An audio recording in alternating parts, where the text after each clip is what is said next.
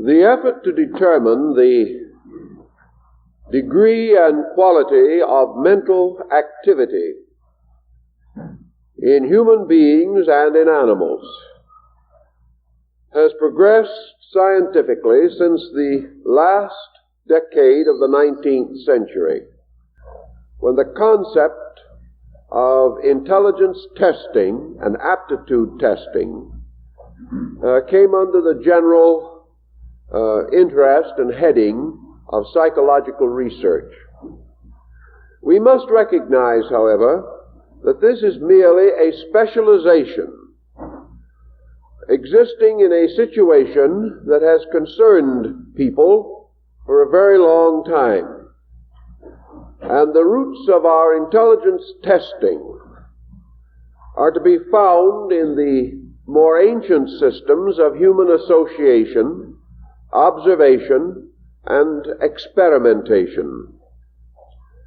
From the very most remote time, it was essential to human beings to gain some insight into the characters of each other. It was not a matter of attempting some unfair or unreasonable advantage, but primitive man needed to know the reliability, the integrity, the courage, and the devotion of the members of his tribe. The tribe, in turn, seeking to select some leaders, chiefs, or representatives, had to test in some way the suitability of the persons who were to represent them. The tribal process was largely one of association. The small community life brought persons into continuing intimacy with each other. So the elders gathering to decide the suitability of some candidate spoke from their own personal knowledge. They had lived with the candidate. They had observed him since childhood. They knew his character and his ways, and they could ponder his suitability for the task which they were considering. This was a long method, however, this association procedure. It meant a simple statement that the only way to know a person is to live with them. We still recognize this as basically true, but we know that in the confused civilization in which we live, it is difficult, if not impossible, to estimate character through lifelong association. We may be able to do so in a few personal instances, but not upon a scale large enough to meet the requirements of industry, management, and things of that nature.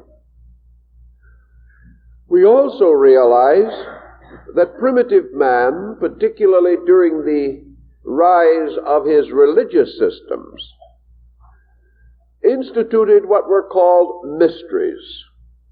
These mysteries impose tests or trials to determine the moral character, the intellectual penetration, and the physical stamina of candidates seeking advancement in science, religion, or philosophy. Various trials and difficult situations were created, and every effort was made to note thoroughly and carefully the inevitable instinctive reflexes of the candidate to these artificial situations that came upon him suddenly and which required clarity of immediate decision. Perhaps in some of these situations we have the beginning of the concept of the lie detector, the polygraph, some instrument or procedure whereby the spontaneous reaction of the person could be measured or at least observed. Gradually these procedures passed into other departments, until we came to the first formal effort to determine the life of another individual in a practical, useful manner. This we generally termed the interview. This was the most primary form of a scientific approach to character estimation. The interview can take several forms, or be for several reasons. Two of the most common causes for an interview are employment and medical guidance. The person seeking to employ will sit down with the prospective employee and attempt to determine his fitness for the task or the opportunity available.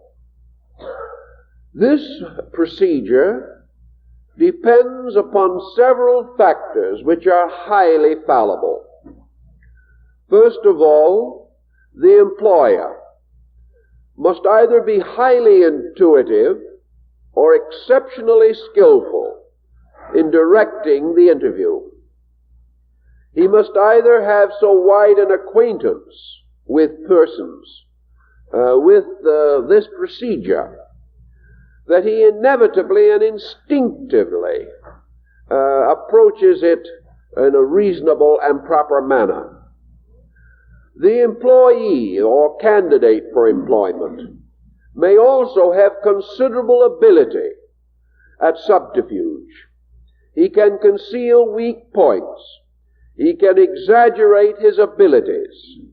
He can affirm qualities which he does not fully possess. Or, having passed through such interviews before, he is in a position to judge what answers will be most likely to advance his cause. Thus he speaks not from his true nature, but from the pressure of a desire to secure this particular employment. Even if he be an honest person, basically, he must be forgiven if he becomes defensive and uses his natural psychological instincts to protect the weaknesses of his own character. He can even do this without conscious knowledge. Therefore, the interview, as the basis of character decision or determination, is subject to so many possible variations that it is now generally regarded as ineffective by itself. And the present tendency is to go back to the old guild methodology used in ancient times.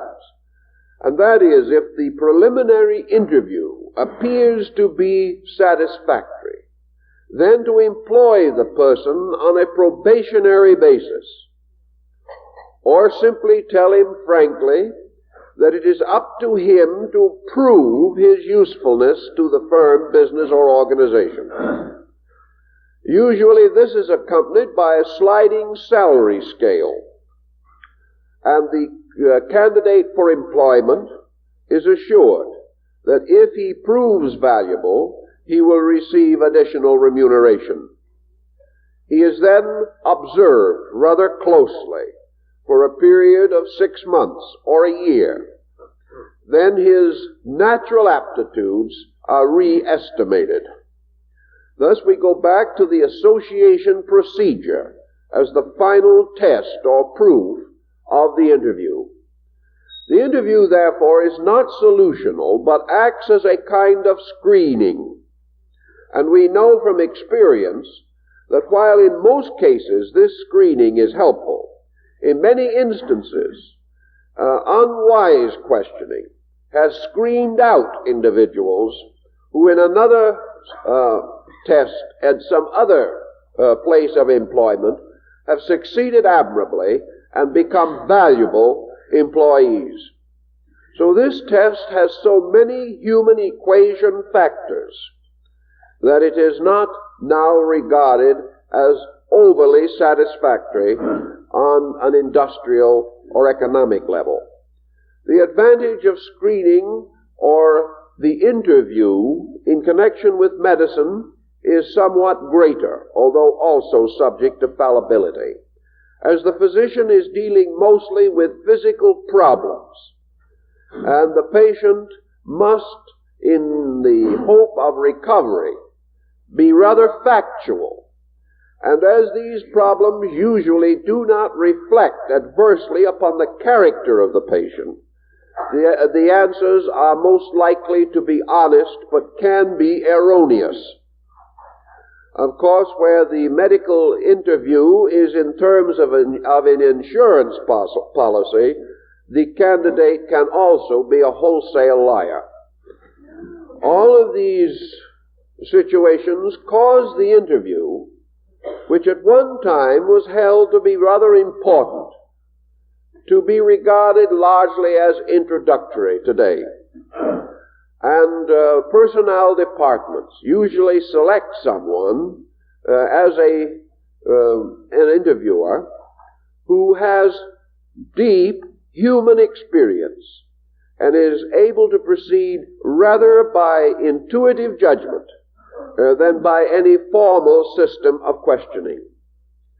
Often an astute interviewer can get a great many facts, often without the actual knowledge of the candidate. But interviews, for one reason or another, have always been popular, and a great many judgments in life have been based upon personality which has favorably impressed an employer or someone who is in charge of the interview. The second type of testing represents also an old form, which has descended to us with its strengths and its weaknesses. And to this we generally give the term the examination. We know the examination today principally in connection with education. The examination is a comprehensive series of tests indicating the attainment of the individual in the subject or area of penetration to which the test belongs. Examinations usually accompany the completion of terms or semesters or periods of study, although they can also accompany other things. For instance, today we take an examination in order to get a license to drive an automobile. Now, as we observe the number of persons examined in automobile driving and the constantly increasing number of accidents, we realize that persons not actually sufficiently coordinated to drive an automobile safely can pass the examination. Now, this gives us a key to the fallacy of the whole theory of examination. Most examinations that we give today are in terms of memory. It is not intuitive or instinctive mentation, but the remembering of sequences of events, of processes, of procedures, of technical methods. These ensure a satisfactory examination, but for the most part give us little, if any, concept of the actual degree of mental activity of the person taking the examination. Examinations also depend upon words in most cases, either spoken or written. And words as obscurers of ideas, words as patent statements which can be applied to questions in the forms of answers without actually touching the mental creativity of the person. Such formulas, such procedures do not give us any adequate concept of the degree of intellection that is present. We are much better off on this type of testing with the animal world, where certain intelligence tests can also be applied. The animal, not being able to speak, must act out the answer, or must answer by following impulses, instincts within its own nature, over which perhaps it has no conscious control. Therefore, in this case, the pure mental level or mentation of the creature is available without subterfuge, misrepresentation, or evasion. These factors always being present where words or skills in craft can be brought to bear upon the subject. Another important defect in the examination comes from a consideration of the physical circumstance of testing.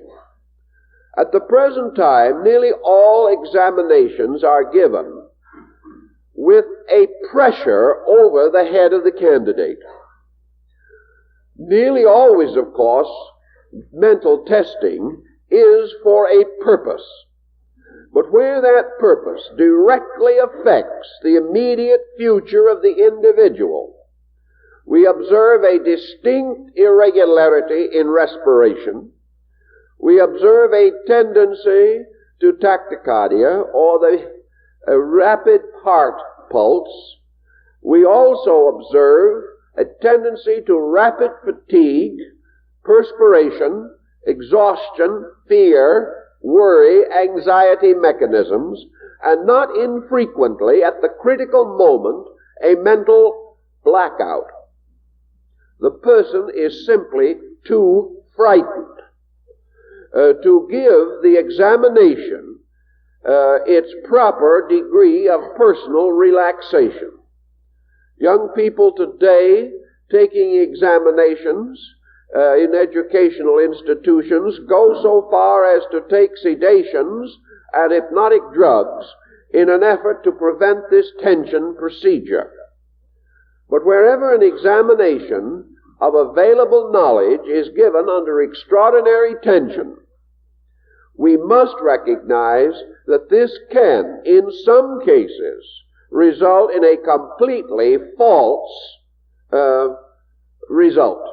A result which does not give us that which is desired, namely a true insight into the ability of the student. The students who have no such immediate tension problems, and there can be such. There are some persons born to worry, and others who never seem to be able to even cultivate the habit. But the sensitive, conscientious person, who might therefore become an outstanding example of some attainment, is the one most likely to be detrimentally affected. So the examination, even in school, in which graduation depends upon it, an examination in which some immediate good is endangered if the candidate fails, an examination in which, while he is taking the test, he is dominated by a consideration other than the test. While he is working with the problem, he is also nursing anxiety.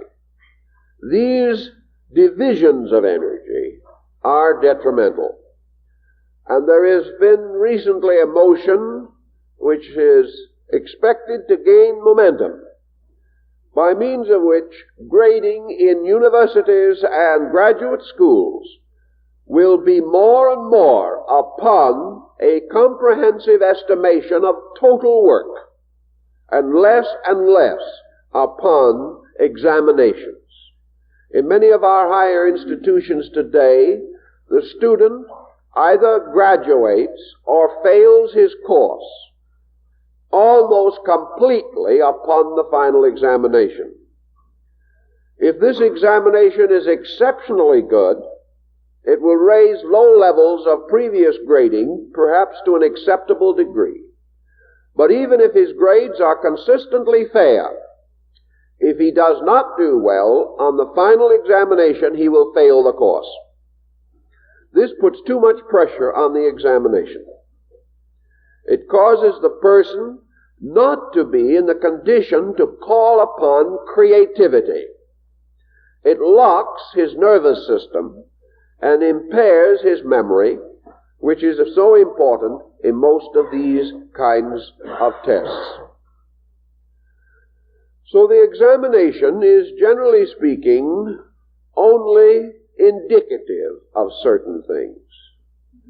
The examination may have uses under certain conditions, but as a determinant of intellectual ability, of mental activity as mental activity, it is not adequate.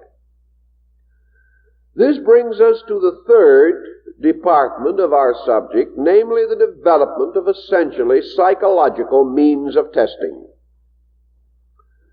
Psychology is a comparatively young field, and being dedicated almost exclusively to the consideration of mental phenomena, it is quite natural and reasonable that psychologists should attempt to determine certain values and seek for instruments for the examination of mental levels. So one of the first questions that arises is, what is mental activity?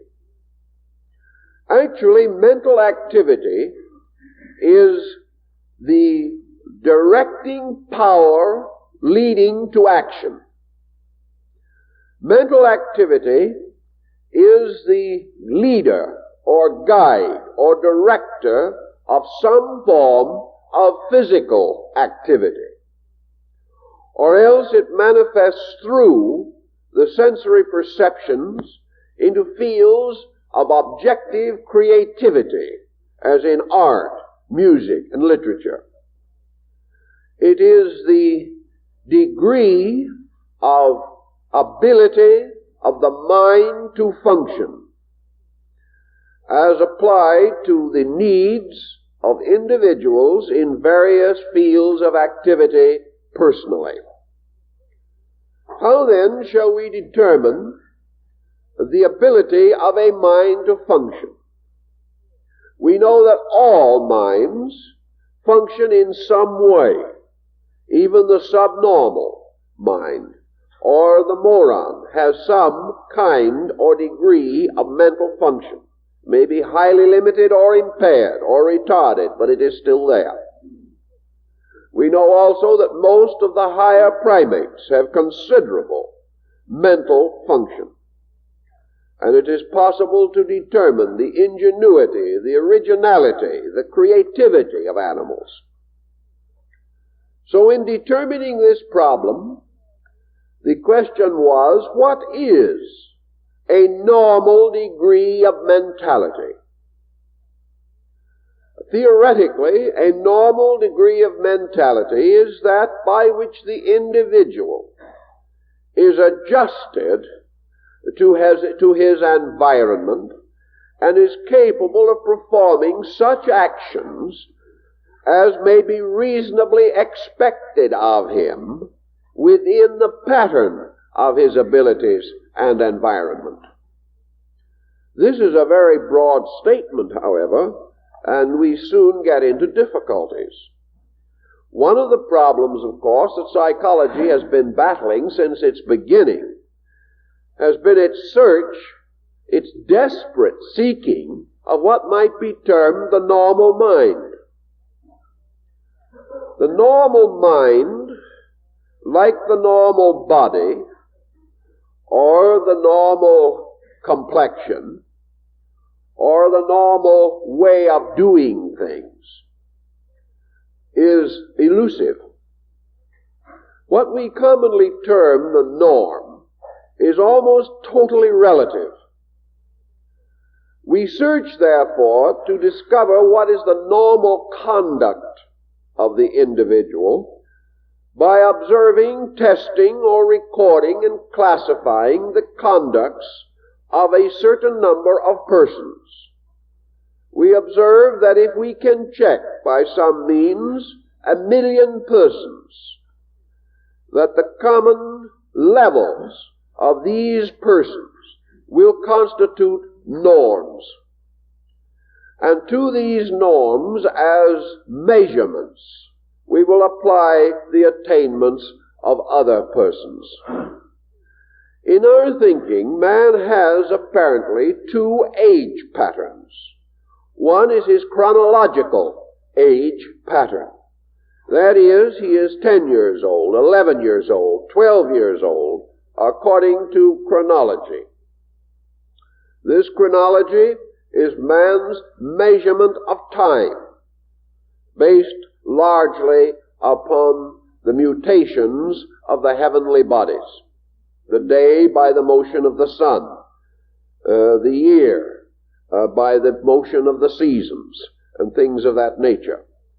Now, chronological age tells us only how long the person has been in this world. And it also tells us that according to the length of time he is here, certain knowledge, certain attainment may be expected of him. We know also that the degrees of attainment are not subject merely to his existence here. They are subject also to physiological and psychological processes taking place within him. Therefore, he passes through childhood, into adolescence, finally into young maturity. And each of these epochs within his own life has its own particular meaning for him and has an effect upon his emotional and mental patterns of living. Also, it is assumed with some validity that the biological factor of heredity may have something to do with this growth process, that even more the early pressures of environment may have an influence. And in philosophy we suspect that the concept of rebirth also plays an important part. All of these factors lead to the inevitable conclusion that mental, emotional, or psychological growth is not always exactly consistent with chronological physical growth. Thus, the problem is to determine, if humanly conceivable and possible, just exactly what kind of a mind there should be in a 10-year-old body. Theoretically, the answer is so wonderful that almost any student could pass the test without thinking twice. But the answer means nothing. Answer being, of course, that in a 10-year-old body, normalcy would require a 10-year-old mind. This is pretty obvious. But who knows what a 10-year-old mind is, or what it is? And who knows how to recognize it? And how shall we determine it? Theoretically, a 10-year-old mind should be more advanced than a 9-year-old mind, and less advanced than an 11-year-old mind. But as we do not know the advancements or limitations of the 9 and 11-year-old minds, we are still in a difficulty. To meet this difficulty, we must fall into one of the bad habits of our times, and that is try to judge individuals in terms of groups, or try to determine what the individual is in reference to other individuals rather than in reference to himself. Therefore, a broad survey can be made in search of the adjusted 10-year-old child and his attainments, his class and school records, his known characteristics, his reflexes and reactions under stress and test can also be made. He can be placed in front of blocks which he can pattern and arrange. He can be required to recognize objects. He can be required to perform certain mental tasks. He can be asked questions that require imagination or judgment. And by degrees, his level can be distinguished. But let us realize that no matter which child we question, we are only discovering the level of that child. We are not discovering the thing we're looking for, the norm. Then we go out and we examine 50 children, 500 children, 10,000 children. And by such procedure, we believe firmly that we are reducing the margin of error. True, we will never be able to examine all children. Therefore, we can never have the satisfaction of that total all answer. Then we say to ourselves, well, this isn't necessary, because all children do not live under the same culture patterns. Therefore, it would not be particularly useful for us to compare the advancement of the Digger Indian child, or perhaps the Hottentot, with the highly trained Western school child.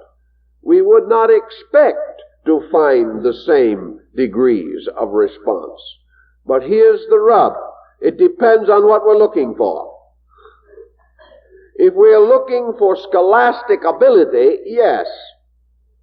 If we are looking for the memory of facts made available by schooling, yes. But if we put these two children side by side in the wilderness, and the problem is survival, then we have to approach this whole problem on a different level. The Hottentot might be the one to come through. Now, theoretically, all instruction is to advance the probability of survival. But the kind of instruction that we receive factually places us under continuously greater dependence on each other. So that today, when you ask a question of the child, how do I get water? We no longer get the answer that you go to a certain probable place in the desert and start spading for it. You get the answer today, turn on the faucet. This does not mean, however, the same degree of intellectual thoughtfulness. Thus, by the pressure of our way of life, the need of the mind for original and immediate solution to problem is being continuously reduced. Thus we have no longer the primary problem of survival in the practical sense of the word. We have rather today normalcy in the term of adjustment to the existing way of doing things. And as adjustment, in most cases, is being made progressively easier. And adjustment, for the most part, does not require originality of mental activity. We find that certain parts of man's intellectual life are dying of starvation and are also neglected to the degree that these neglected areas may detract from his peace of mind, from his happiness, from his ability to enjoy these luxuries with which he has surrounded himself. So the question still remains, where is the normal 10-year-old mind? What is it? Maybe 100 years ago, the normal 10-year-old mind was already well on the way to a craft or trade. Because of the apprenticeship theory, and because it was customary for children to follow in the footsteps of their parents, the 10-year-old son of the cobbler could already probably make a pair of shoes. Today, we do not have this kind of thinking for the most part. always there are exceptions to broad statements. But today, the average child of 16 is not certain of a future. He has yet the decision to make. He must decide at 16 or 18 what he is going to do with his life. It's possible in an individual case that this is rather clearly pressed upon him. But in many instances it is not. And in universities where young people are enrolling for higher education, it is frequently the counselor or some person appointed to assist and direct education who is responsible for deciding what kind of a career or profession a student is going to follow. He is asking for help rather than telling what he wants to do. Now here, of course, your so-called aptitude tests come in to a considerable degree of utility. And it is becoming more and more possible to determine in general what the available aptitudes of the person may be. But your aptitude test is also full of holes, because it depends very largely upon the individual's ability to clearly express or define or reveal his acquired mental attainments. His intrinsic mental ability is difficult to test because it can be known only, apparently, through its functions. And its functions have been already, in most instances, conditioned by from 4 to 8 years of specialized schooling. Consequently, instead of finding what the person really is, we find out what education, heredity, and environment have made out of that person as he is. Now, we can say this doesn't mean much in terms of bread and butter.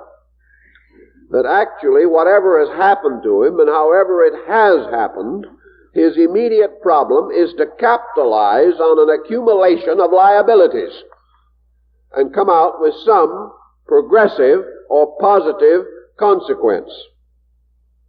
Actually, most testing today, particularly in the aptitude field, is for helping us to capitalize these liabilities, helping us to adjust with a minimum of originality to whatever acquired abilities are strong enough to supply us with employment.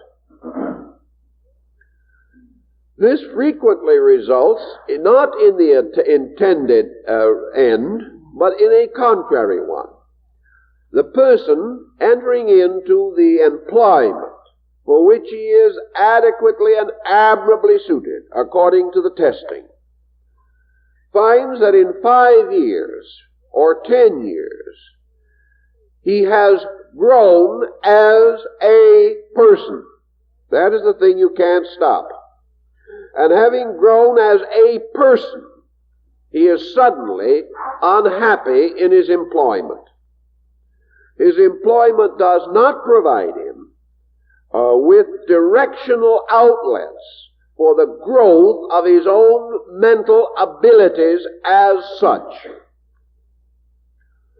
And as these abilities usually have to develop under the pressure of non-economic factors, they are often totally ignored or disregarded, and we have a further probable cause for intense psychological pressure and early crack-up in career.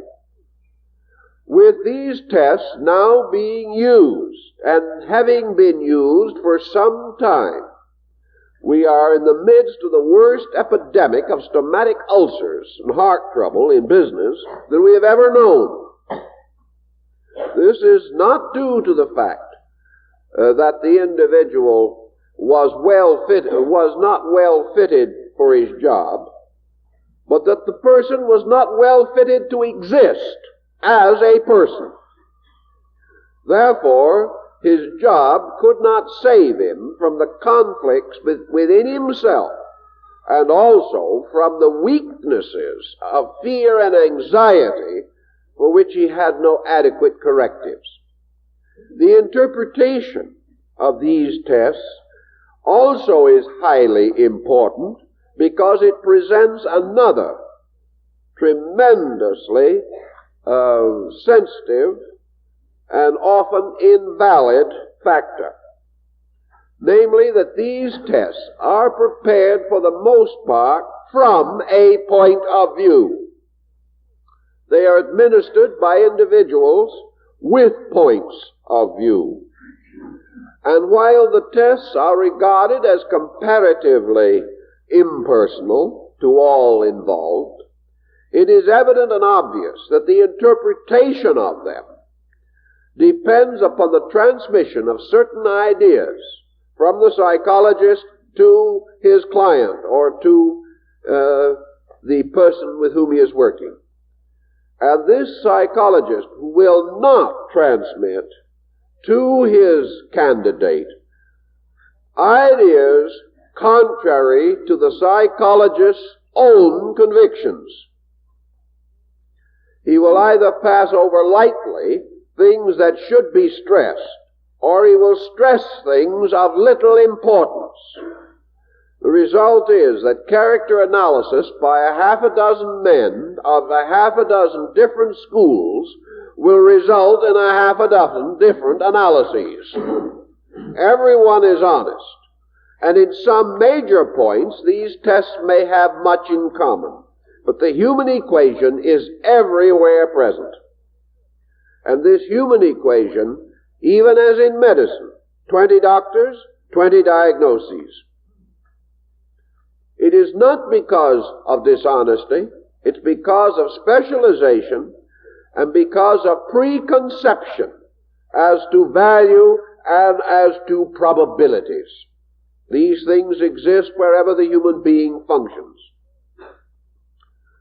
Now, to return then to the problem of finding out about our 10-year-old personality, we come finally to the conclusion that our 10-year-old, in order to be regarded as normal, must be, so far as is possible, similar to, even almost identical with, other 10-year-olds.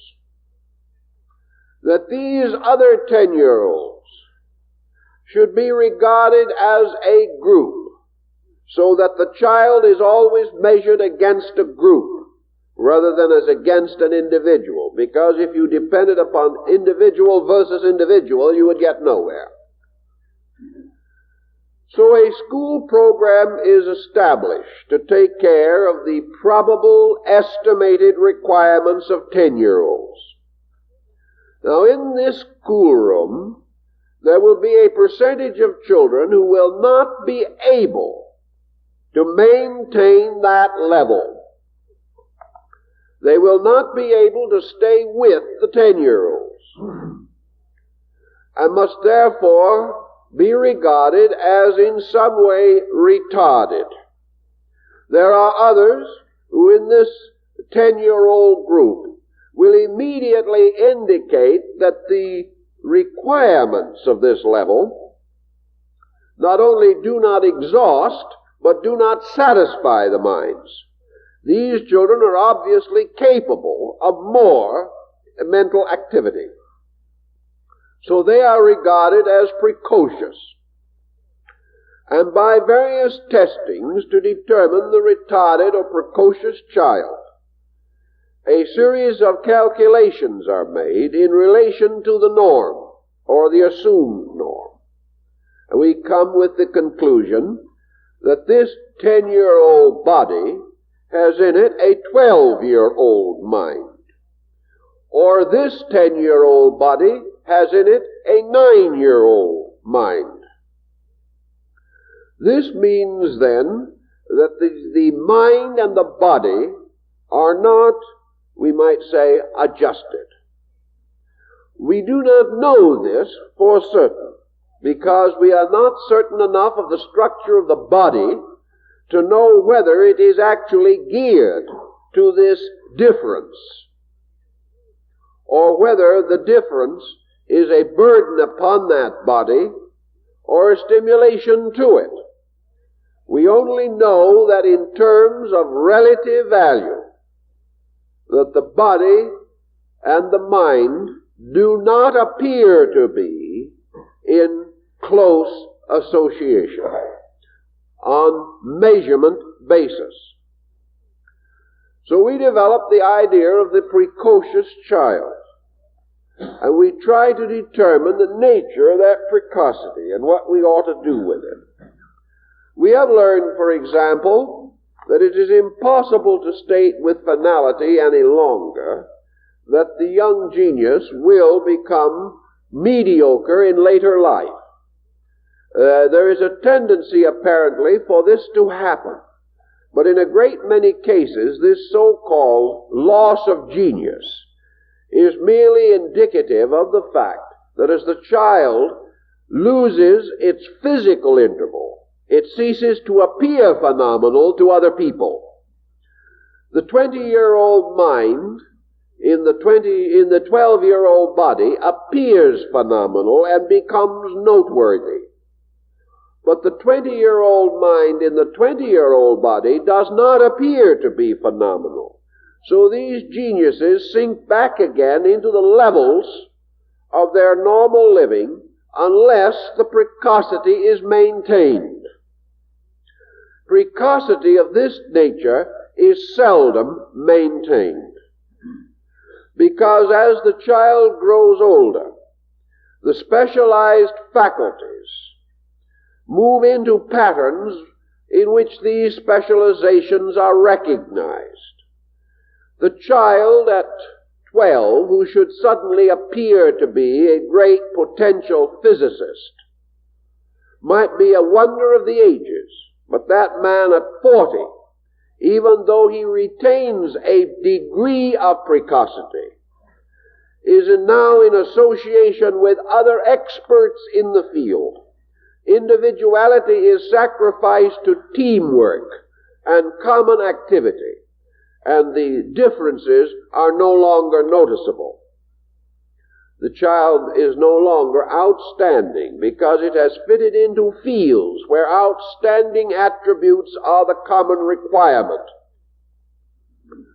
On the other hand, there are indications that unusual precocity may work serious detriment upon the total life of the person. And your so-called precocious child, leading to genius in older years, is often cursed with an unhappy and even tragic personal existence.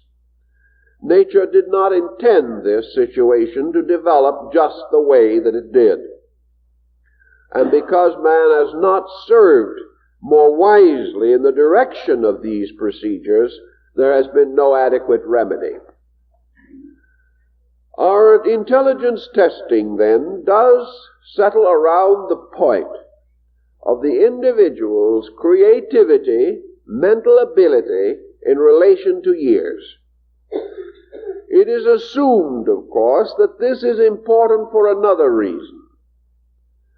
We regret it very much when we expect children, or see others expect children, to function beyond their years. We think it's going to be very unfortunate if a small boy is pushed and pressed by ambitious parents, is forced to lose most of the joys of childhood in order to exhibit extraordinary talents. We figure this is wrong. On the other hand, we sometimes turn upon the physically mature person, the man of 40, and we require from him what we regard as the appropriate level of action or level of mental activity of a man of 40, only to discover that it is not there. Therefore, this personality, this body, showing the indications of advancing years, becomes the basis of a great hardship upon the mind within it, if that mind is not able to function compatibly and in conformity with its chronological year symbolism. Examining the situation as it generally outlines, we have then to try to determine a new kind of norm. And that kind of norm is, what may we or what should we reasonably expect of the adult, mature human being? What have we a right to believe they should be? And how do we know whether they are capable of this level of action? They can be subjected to testing. And if the break between their chronological age and their psychological age is too great, it can probably be noted. On the other hand, when it is discovered, we are still at a loss as to what to do about it. Because actually, this retarded person has been subjected by nature to every possible inducement to keep abreast of its time pattern. If it has failed to do so under natural inducement, can it be so pressed or so forced by artificial inducement? This brings in another psychological issue. Namely, is there a basic difference between the available mental consciousness of persons? Are we, in terms of mental consciousness, actually born free and equal? Is it only because of some accident or circumstance or incident that the expression of this consciousness is retarded? We can hardly affirm that the availability of mental activity is equal. But this lack of availability may be due to lack of opportunity for the progressive unfoldment of certain mental faculties. Assuming, however, that we are selecting a group of persons from a similar level of opportunity, that they belong to similar cultural patterns, have more or less similar backgrounds in heredity, and their environments, though individually specialized, are generally similar, have we then a right to expect a common measure of maturity, a common measure of psychological age pattern?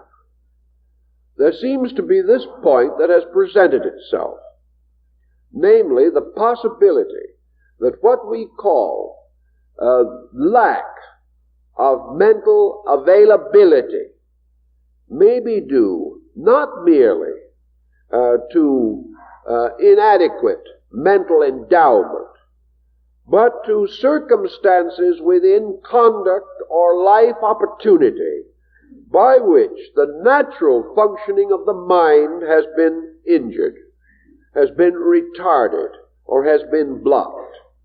And psychology recognizes that the mind, forced continuously to perform actions which are unsatisfactory to its own nature, will become rebellious, will become frustrated, can enter into a state of defeatism, and not ever allowed to do what it wants to do, will ultimately settle down to mediocrity, doing as little as it can in any way, and refusing, often adroitly and subtly, to support activities which it does not recognize as valid. This situation might then be responsible for a degree of so-called retardedness.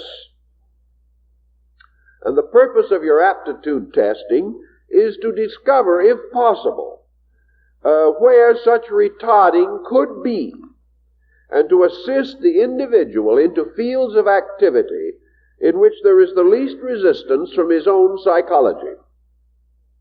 If, therefore, he finds at 40 that he is not a success in business, an aptitude test might prove to him that he is in the wrong line of activity, and that, therefore, he has never received a great deal of energy support, never had his libido back of him, pushing him forward into the things that he might otherwise have succeeded in doing. Lacking internal enthusiasm, he has simply declined to grow. This can happen, and perhaps will account for a certain number of instances in which we find low levels of mental creativity in persons where we might expect more. Also, we have to be extremely careful in what we do expect. And here the average person gets into the situation. Each one of us has a complex in himself, a complex concerning the reasonable norms of other people. We see an individual in a certain high office. We say this person must have intelligence. Then we find this same person doing a very foolish thing. And we bitterly denounce them as deceivers, as villains, and claim to be totally disillusioned in them. We are totally disillusioned when other people do not live up to the standards we have established for them. And these standards are nearly always based upon a superficial examination of apparent assets. We say, after all, Jones has reached the point of years when he should know better. Or, there is no fool like an old fool. Or, how could an individual who looks so healthy and vital be a coward? It's just not possible.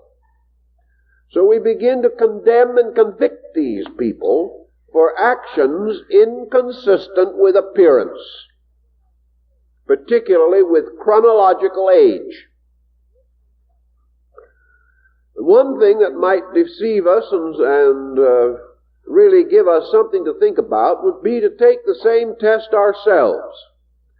For we always affirm that our state is the normal one.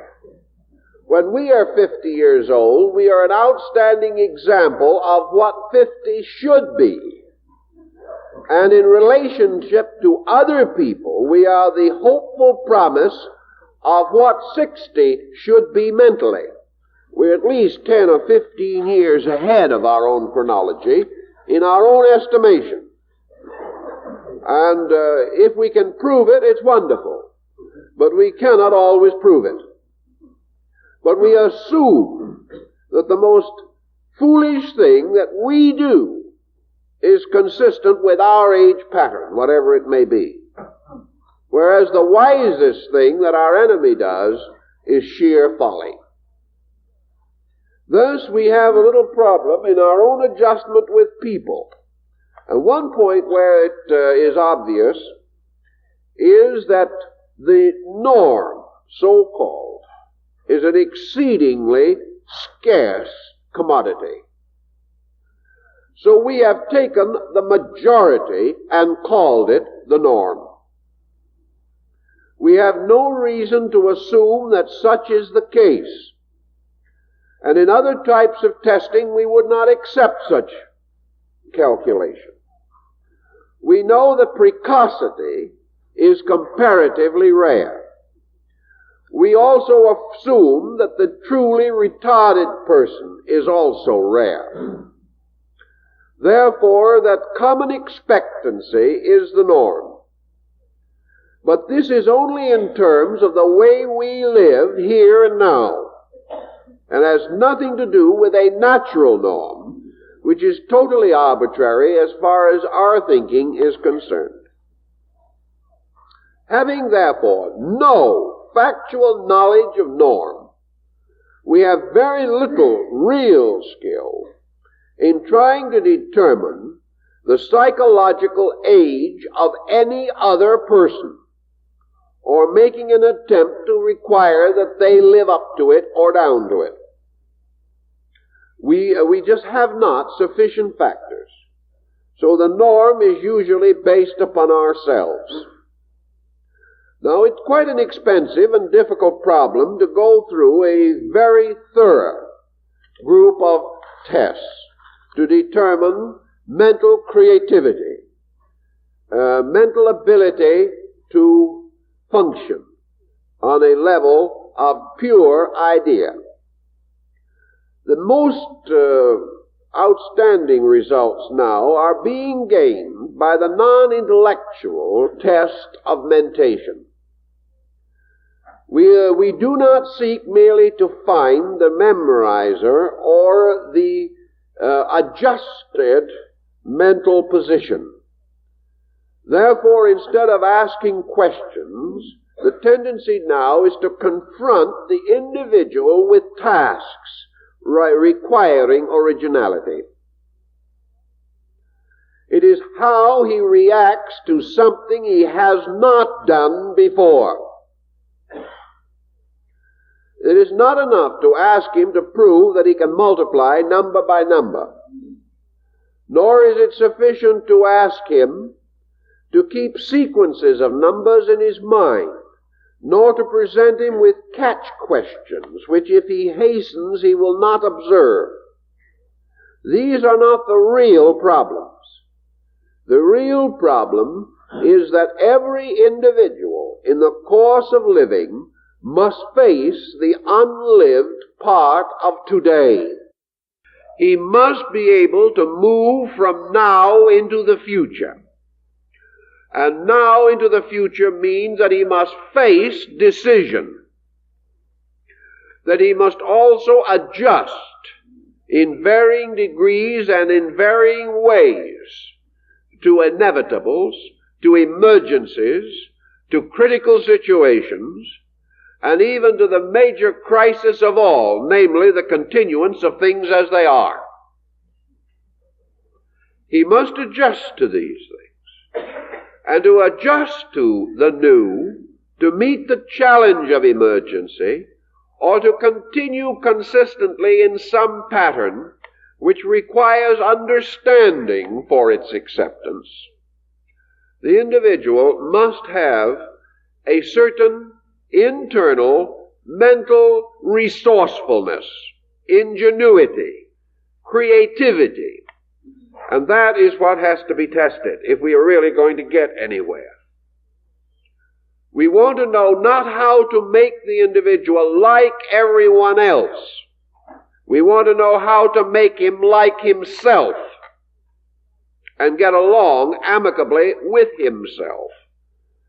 At the same time, not fall into a false egotism or a superiority complex, or an inferiority complex. If he decides that he's no good, that is one disaster. If he decides that he's too good, that's another disaster.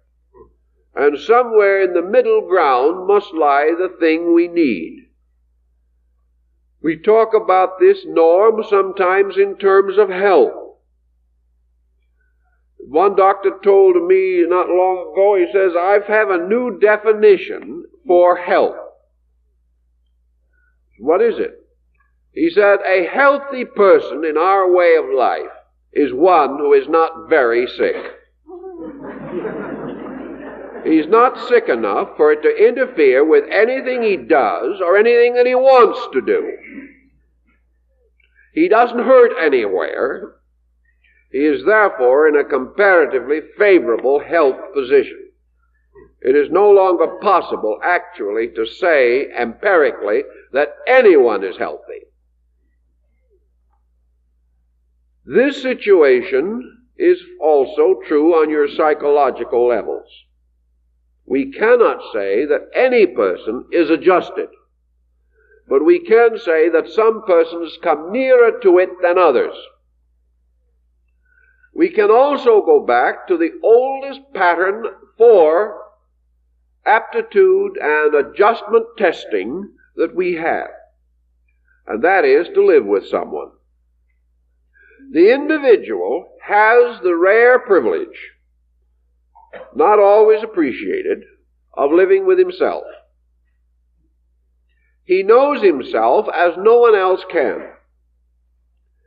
He knows many of the things he hopes the analyst will not discover. He also has a pretty good understanding of the degree to which he will react under pressure. He therefore is in a position to present himself continuously with examination. This, of course, confronts him with the problem of examination, which is crisis or tension situation. Man, however, unless he becomes neurotic, is not inclined to live continuously in a state of tension. Therefore, he can observe his character traits under tension and also in the normal situations, at least normal so far as his acquaintance with situation is concerned. Thus, each person is able to make certain tests upon their own adjustment to their natural age limit.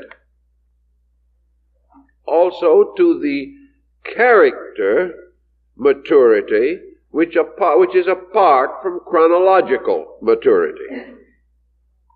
Looking around us, we have the opportunity to perceive persons whom we regard as reasonably well adjusted. We also have opportunities to see persons whom instinctively we know not to be well adjusted. We also have what we call great archetypal patterns, which bear upon personal conduct in the form of censorship. These archetypal patterns seem to be the basis of psychological age. For without dropping into such small divisions as single years or something of that nature, we do recognize, for example, the growing responsibility of the individual as he passes from childhood to maturity. We know from nature that one of the natural signs of maturity is the acceptance of personal responsibility for action. We know this. We know also that another symptom of maturity is the ability to administer intelligently what one has. That neither the miser nor the spendthrift is indicating an adequate maturity on the level of use or value. We also know that maturity carries with it the biological problem of reproduction. That therefore the normal, mature person thinks in terms of home, family, and responsibilities therefore.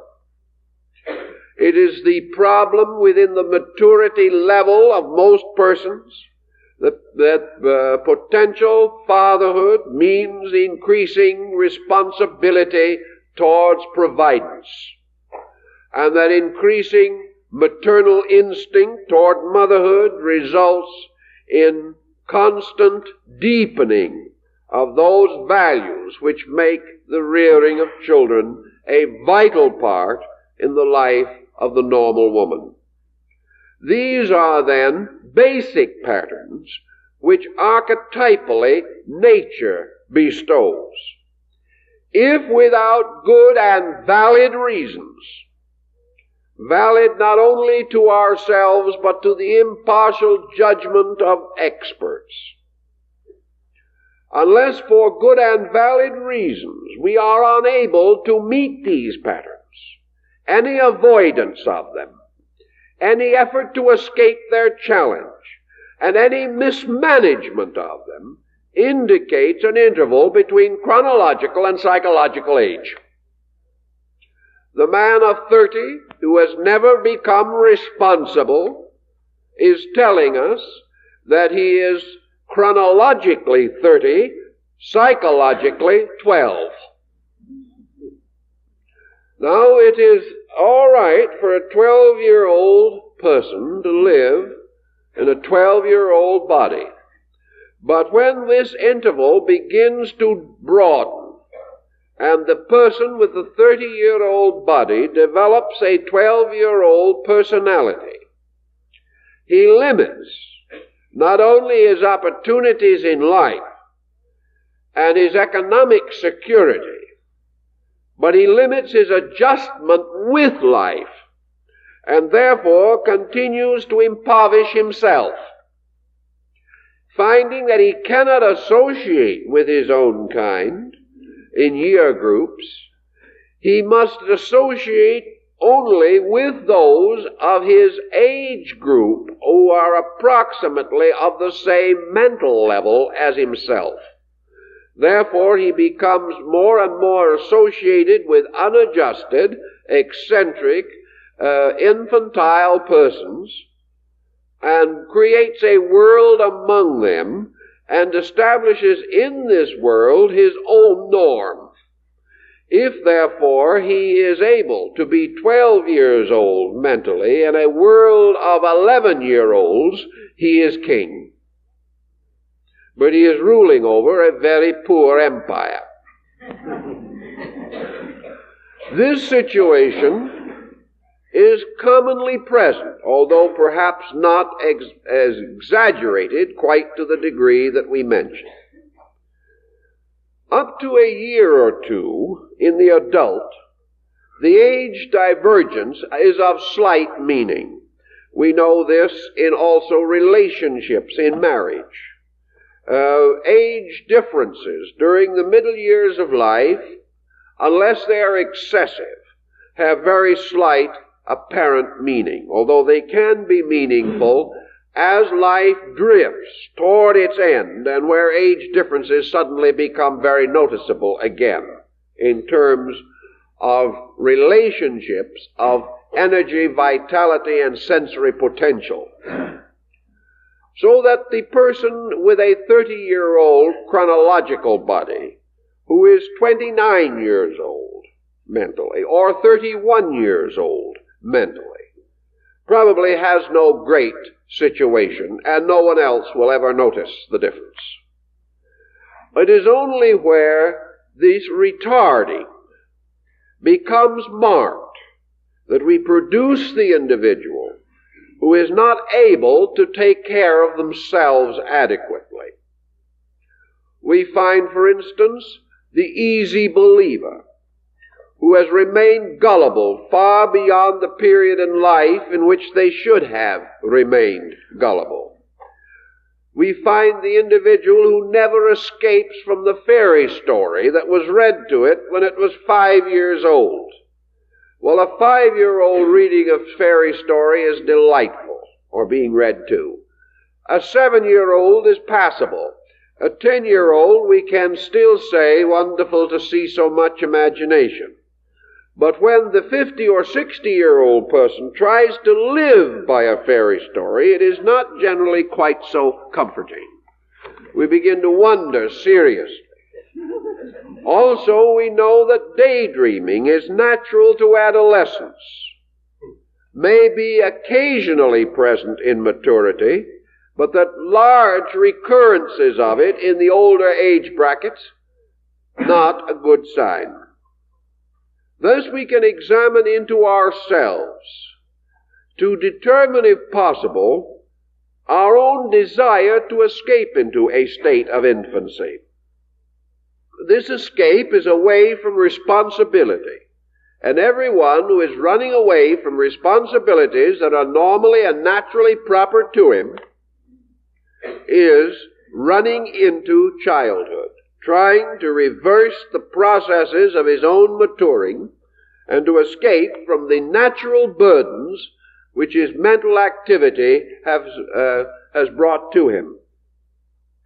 We can therefore go to work a little bit on ourselves to try to discover how we can develop and improve such characteristics as perhaps are deficient. One of the only certain ways of strengthening any weakness is exercise. And most persons with weaknesses resent even the thought of exercise.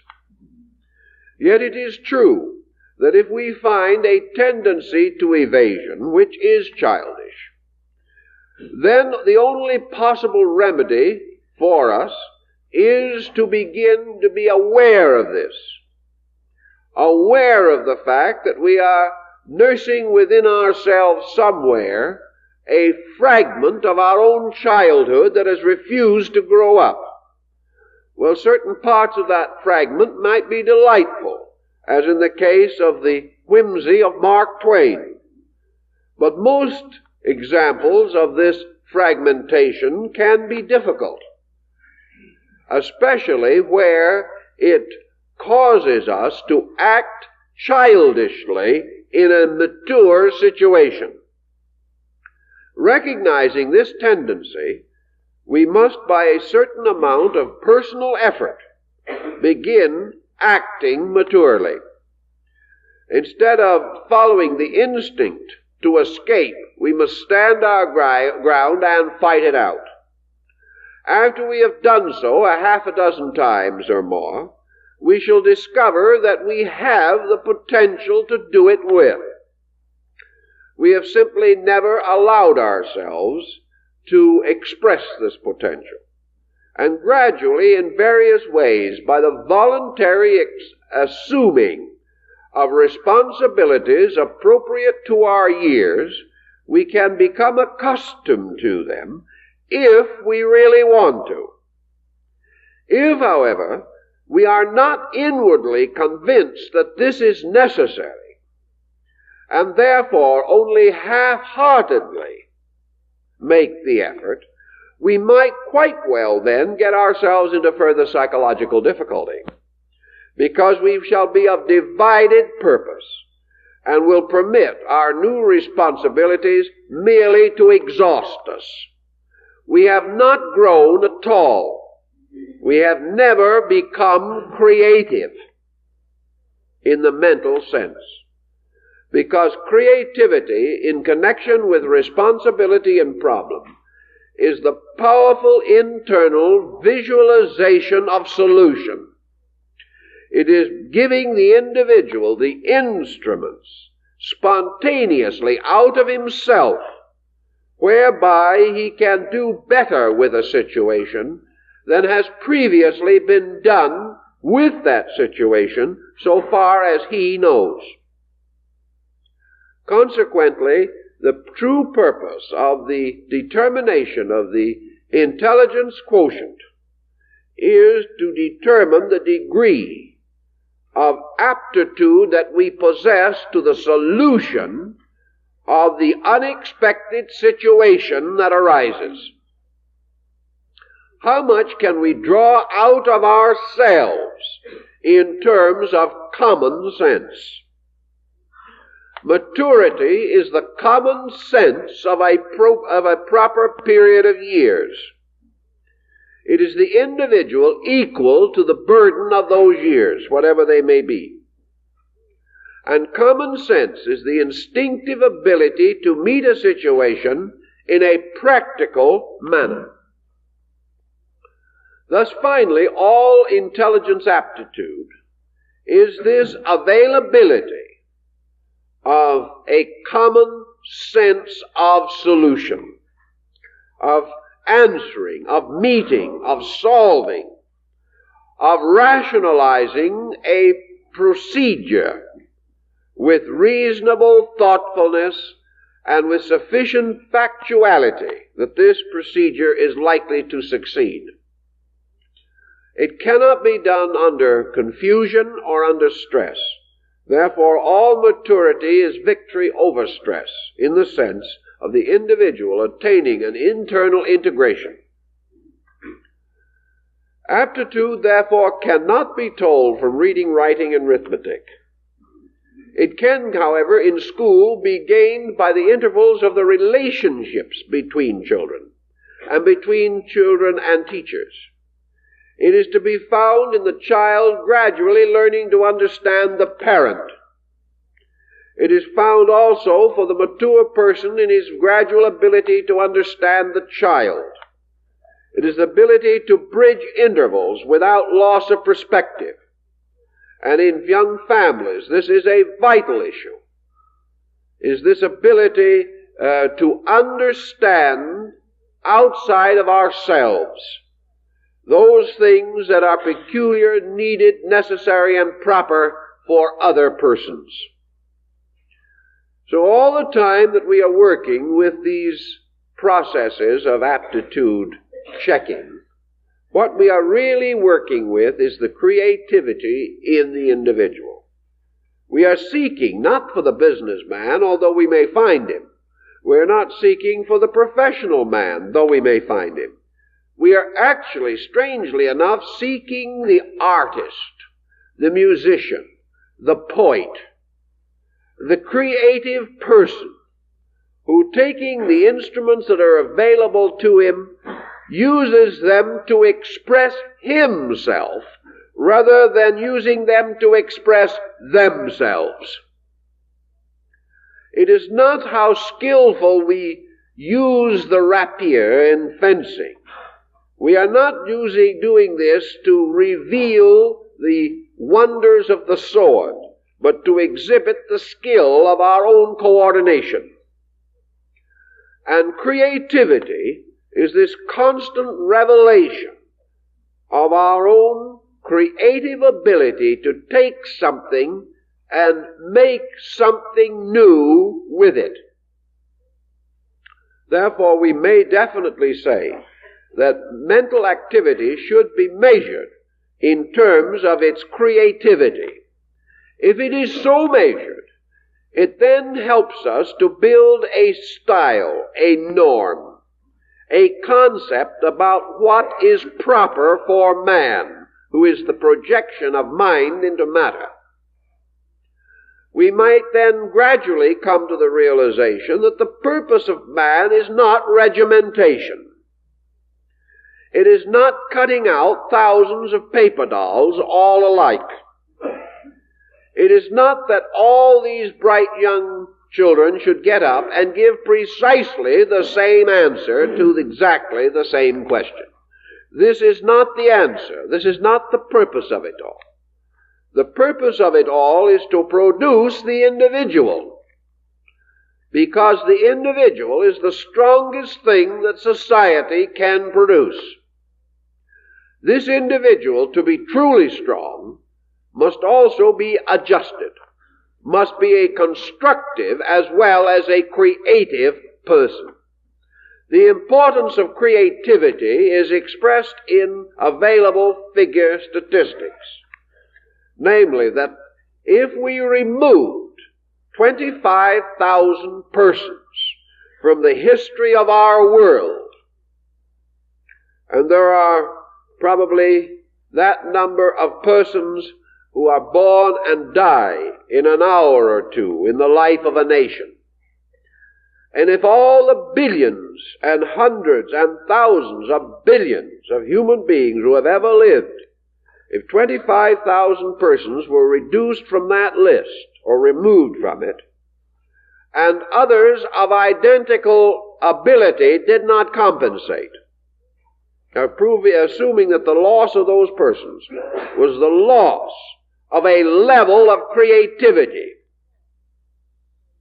then we would undoubtedly be faced with the fact that those 25,000 persons, had they not lived, would set back man 1,000,000 years in his history. All this leadership has been done by named, unnamed, known, or unknown individuals. And the individual is the end product which the mental life of man is seeking to produce. The good individual, the enlightened individual, the person whose contribution is creative. Now, it is not assumed that everyone at any time can be creative, but it is assumed that in each individual a degree of creativeness is the indication of his own humanity. This creativeness is revealed by mental action. It is revealed through the mind to the body, and through the body to the world. Thus, our constant search in testing is for the creative faculties, the faculties by which the person is stronger than the situation. And whenever a situation arises, he creates a solution, learning as he proceeds that the solutions around him can never be completely suitable to him because he is an individual. He rejects in part solutions that are not suitable, recognizing his own need, either creatively adapts existing solutions or devises new ones. This person is growing and is strong and is keeping up with the true psychological age norm. And the same is true in older years of the reflective person, who is therefore creating mentally through the assimilation, digestion, and reintegration of knowledge, learning, understanding, and the values that have come to them through life. These consequently constitute some of the problems that arise in the IQ problem. And each person can, to a considerable degree, assist himself. The true high IQ is the creativity level. It is not the person who can answer questions that have already been answered, but the person who can find even a small solution to an unanswered question. And because of this peculiar fact, the IQ test is much like the net of Thales. It will capture little minds, but the large ones break through and escape. And the ones who escape often are not voted most likely to succeed. But they have an individuality. They have this intelligence quotient in themselves, this power to project creatively. And by their very non-conformity, they fail to pass the approved tests. But they have a non-conformity which can lead them to discovery. And for this reason, many of our greatest leaders have not shown success as aptitude test candidates. They have what nothing else can measure except experience and proof in action. And that is the creative power to penetrate the unknown, transform it rationally and reasonably into new instruments of knowledge, and in this way contribute to the progress of their world. Well, time's up, so we'll have to stop.